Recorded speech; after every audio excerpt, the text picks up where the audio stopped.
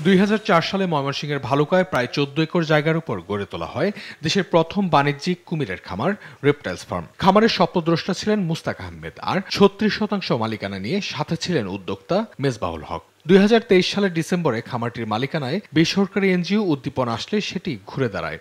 বর্তমানে খামারটিতে রয়েছে ছোট বড় মিলিয়ে 4000 কুমির। দেশের বিভিন্ন প্রান্ত থেকে কুমির দেখতে ছুটে আসছেন দর্শনার্থীরা। এতে এত কাছ থেকে মাংসাশী প্রাণী দেখে উচ্ছ্বসিত তারা। হ্যাঁ, ভালো লাগতেছে।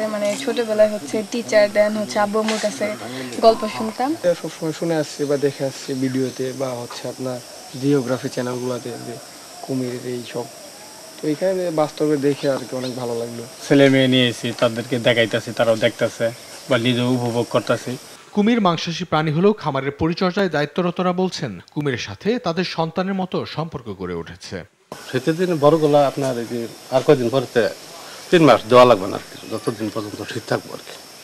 আর বাচ্চাদের তো আপনার টেম্পারেচার কন্ট্রোল করা হয়। আমরা আগে কুমির দেখে ভয় হইতাম, এখন ভয় হয় না। এখন কুমির আমাদের ছেলেমেয়ের মতন।